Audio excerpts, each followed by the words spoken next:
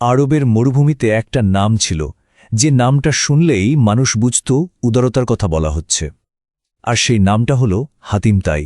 তার দানশীলতার গল্পগুলো কিন্তু সময়ের সীমা পেরিয়ে আজও একটা কিংবদন্তি হয়ে আছে। কিন্তু কেন তার নামটা আজও মানুষের মুখে মুখে ফেরে? চলুন সেই গল্পটাই আজ শোনা যাক।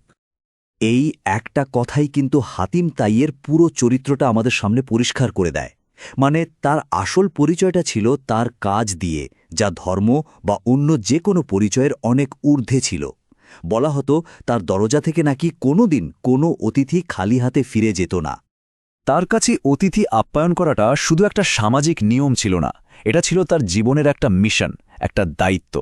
ব্যাপারটা ভাবা যায়, তার রান্নাঘরের চুলা নাকি কোনোদিন নিভত না, আর যদি কোনোদিন কোনো অতিথি না আসত, তিনি নিজেই বেরিয়ে পড়তেন অতিথি খোঁজার জন্য।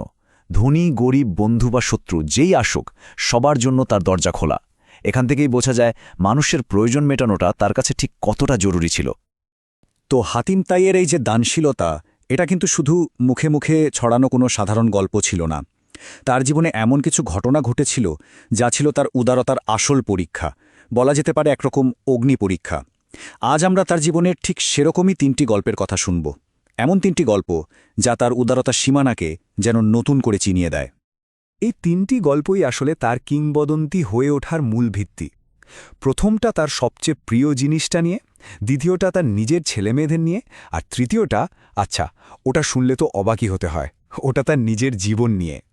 প্রত্যেকটা গল্পেই তার চরিত্রের একটা অন্যরকম দিক আমরা দেখতে পাব। তো চলুন প্রথম গল্পটা দিয়ে শুরু করি। একবার হলো কি, একদল ভ্রমণকারী তার কাছে এসে হাজির, কিন্তু তখন তার কাছে তাদের খাওয়ানোর মতো কিছুই ছিল না, কিছুই না। ছিল শুধু তার ভীষণ প্রিয়, অসম্ভব দামি একটা ঘোড়া। তিনি কি করলেন জানেন? এক মুহূর্তও ভাবলেন না, সেই প্রিয় ঘোড়াটাকেই জবাই করে ফেললেন অতিথিদের খাওয়ানোর জন্য। একবার ভাবা যাক, নিজের সবচেয়ে পছন্দের জিনিসটা অন্যের জন্য বিলিয়ে দেওয়া। এই ঘটনাটাই দেখিয়ে দেয় তার কাছে মেহমানের সম্মান নিজের শখের চেয়ে কতটা বড় ছিল। এই গল্পটা তো আরও অন্যরকম, এখানে তার ত্যাগের গভীরতাটা আরও ভালোভাবে বোঝা যায়। একবার এক গরিব পরিবার তার বাড়িতে এলো, তাদের কাছে কিছুই ছিল না, আর হাতিম তাইয়ের কাছেও তখন শুধু তার নিজের ছেলেমেয়েদের জন্য রাখা খাবারটুকুই ছিল।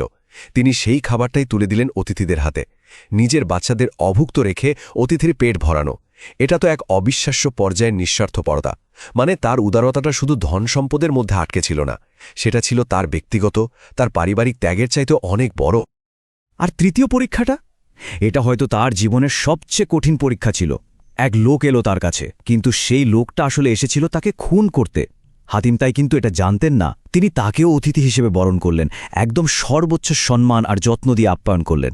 ভাবুন তো, যে লোকটা তার জীবন নিতে এসেছে, তাকেও তিনি অতিথি হিসেবে দেখছেন। তার নীতি কতটা শক্ত ছিল যে নিজের জীবনের ঝুঁকিও তাকে তার কর্তব্য থেকে এক চুল সরাতে পারেনি। এটা আসলেই তার চরিত্রের এক অবিশ্বাস্য দিক।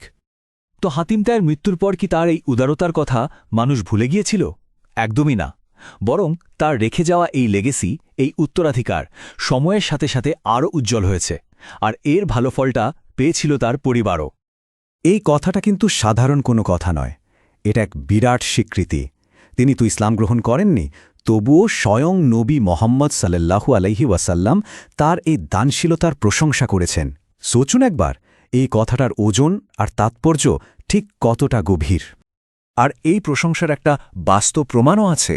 বাবার এই বিখ্যাত দানশীলতার কারণেই নবী মোহাম্মদ সাল্লাল্লাহু আলাইহি ওয়াসাল্লাম হাতিম তাইয়ের মেয়েকে বিশেষ সম্মান দিয়েছিলেন, তাকে বন্দিদশা থেকে মুক্ত করে দেন। এখান থেকে বোঝা যায় ভালো কাজের ফল কিভাবে প্রজন্ম থেকে প্রজন্মান্তরেও বয়ে চলে।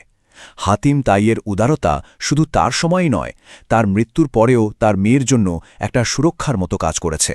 তার কাজই ছিল তার আসল লেগেসি। হাতিম তাইয়ের পুরো জীবনটা আমাদের সামনে খুব সাধারণ কিন্তু খুব গভীর একটা প্রশ্ন এনে দাঁড় করায়। প্রশ্নটা হলো, আসল সম্পদ আসলে কি, আর প্রকৃত ধনী বা কে? হাতিম তাইয়ের জীবন থেকে আমরা শিখি যে দান করা মানে কিন্তু শুধু টাকা পয়সা বা দামি জিনিস বিলিয়ে দেওয়া নয়। দানশীলতার পরিসরটা আসলে অনেক বড়।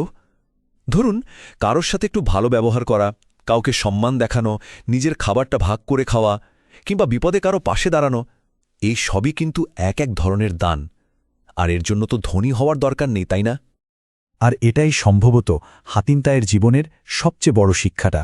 মানে ব্যাংক ব্যালেন্স বা দুনিয়ার ধন সম্পদ নয়, একজন মানুষের মনটা কতটা বড়, সে কতটা দিতে পারে, সেটাই তার আসল সম্পদ। হাতিম তাইয়ের হয়তো অনেক ধনদৌলত ছিল না, কিন্তু তার একটা বিশাল হৃদয় ছিল, যা ছিল অফুরন্ত সম্পদের এক ভাণ্ডার। তো এই প্রশ্নটা দিয়েই আজকের মতো শেষ করা যাক।